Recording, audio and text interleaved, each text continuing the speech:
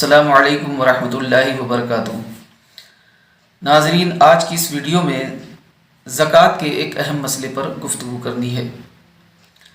بہت سارے لوگ جو کہ صاحب نصاب ہیں، مالدار ہیں، اللہ تبارک و تعالیٰ کی عطا کردہ توفیق سے ہر سال اپنے مال کی زکوٰۃ بھی نکالتے ہیں، لیکن وہ زکوٰۃ کے مسائل سے واقف نہیں ہوتے۔ صرف اتنا جانتے ہیں کہ 2.5% زکوٰۃ ادا کرنی ہے اور 2.5% کے اعتبار سے 2.5% کے اعتبار سے وہ زکوٰۃ نکال کر اپنے آپ کو بری الذمہ کر لیتے ہیں۔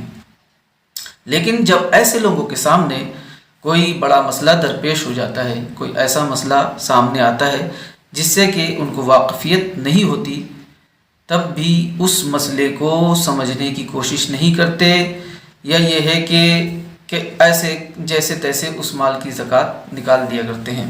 اب جیسے کہ یہ مسئلہ کہ جو روپیہ بینک میں ایف ڈی ہے، یا یہ کہ پی پی ایف میں جمع ہے، یا جو پیسہ کہ تجارت میں پھنسا ہوا ہے، اپنا تجارت کا مال بیچا اور پیمنٹ رکی ہوئی ہے، پیسہ نہیں آ رہا ہے، یا یہ ہے کہ کسی کو قرض میں پیسہ دے دیا، تو اب اس روپیے کی زکوٰۃ کیسے نکالے؟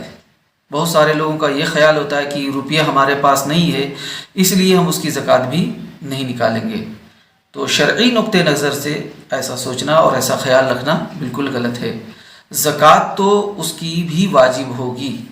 جو شریعت کا جو حکم ہے یہ ہے کہ ایسے مال کی بھی زکوٰۃ واجب ہوگی اگر وہ مال نصاب کے برابر ہے، یعنی 52.5 تولہ چاندی کے برابر اگر کسی کا روپیہ کسی کے پاس قرض میں ہے، یا بینک میں جمع ہے، ایف ڈی ہے، یا پی پی ایف میں جمع ہے، یا تجارت میں پھنسا ہوا ہے، تو اس مال کی بھی زکوٰۃ نکالنی پڑے گی۔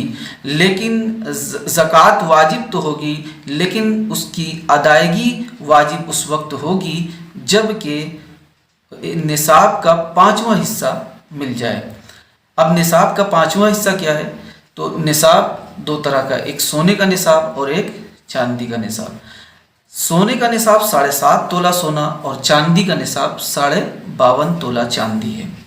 تو اگر کسی کا پیسہ کسی کے پاس قرض ہے اور وہ 52.5 تولہ چاندی کے مقدار میں ہے، یعنی 52.5 تولہ چاندی کی قیمت کے برابر وہ پیسہ ہے، یا یہ ہے کہ وہ بینک میں جمع ہے یا تجارت میں ہی پھنسا ہے، تو اس مال کی زکوٰۃ تو واجب ہوگی، لیکن ادائیگی اس وقت واجب ہوگی جب کہ اس کو اس نصاب کا 5واں حصہ مل جائے۔ اب 52.5 تولہ کے اعتبار سے 5واں حصہ بنتا ہے 10.5 تولہ۔